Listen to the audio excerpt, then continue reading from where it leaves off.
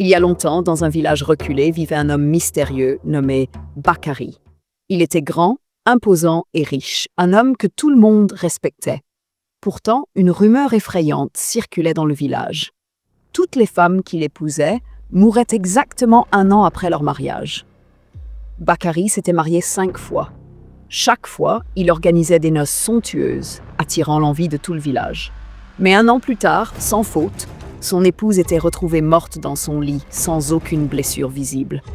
Aucun guérisseur, aucun prêtre ne pouvait expliquer ses décès. Certains disaient qu'il était maudit, d'autres murmuraient qu'il cachait un sombre secret. « Il ne peut pas s'agir d'une simple coïncidence », chuchotait une vieille femme au marché. 5 femmes en 5 ans, c'est le signe d'une malédiction. Une jeune femme du village, Fatou, intriguée par ces histoires, décida d'enquêter. Elle était courageuse et intelligente, et elle refusait de croire aux superstitions sans preuve. Un soir, elle suivit discrètement Bakary, après qu'il ait quitté la place du marché, sa lanterne à la main, se dirigeant vers la forêt interdite. Cette forêt était redoutée de tous. On racontait qu'elle était hantée par des esprits vengeurs et que quiconque osait y entrer la nuit n'en ressortait jamais. Fatou, bien que terrifiée, continua à suivre Bakary. Elle le vit s'arrêter près d'un grand arbre noueux et prononcer des paroles incompréhensibles. À cet instant, une silhouette sombre apparut devant lui, flottant légèrement au-dessus du sol.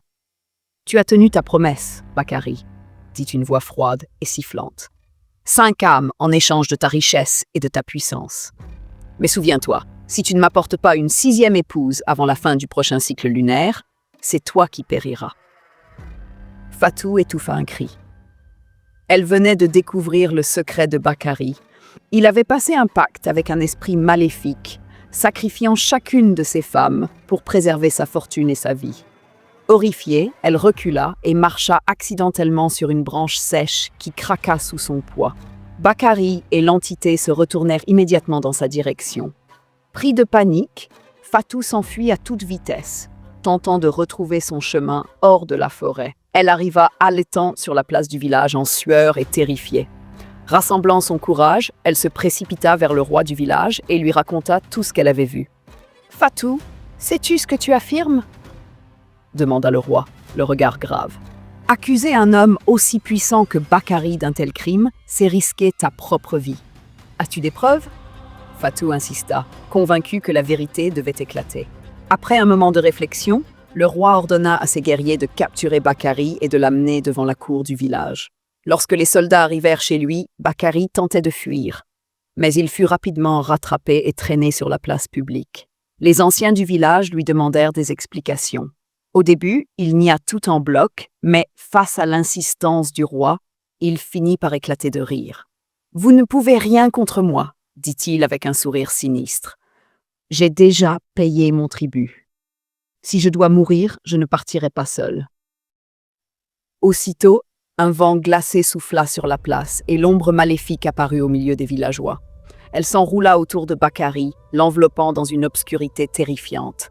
Il hurla de douleur, ses cris résonnant dans toute la vallée. Puis, en un instant, il disparut, emporté par l'esprit auquel il avait vendu son âme. Un silence de mort s'abattit sur la foule. Personne ne bougeait, figé par la peur et l'incompréhension. Puis, lentement, les villageois commencèrent à murmurer des prières et à brûler de l'encens pour chasser le mal. Fatou, bien que secouée par ce qu'elle avait vu, était soulagée. Grâce à son courage, le village était enfin libéré de la malédiction de Bakary. Mais certains anciens restaient inquiets.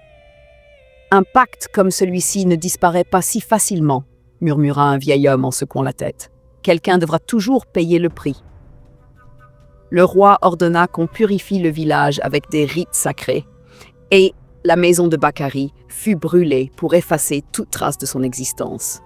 Les villageois remercièrent Fatou pour sa bravoure et lui offrirent un honneur spécial. Elle avait non seulement sauvé le village, mais aussi prouvé que la vérité pouvait triompher du mal. La morale de cette histoire ? Rien n'est gratuit dans ce monde. Ceux qui bâtissent leur richesse sur la souffrance des autres en paieront toujours le prix d'une manière ou d'une autre.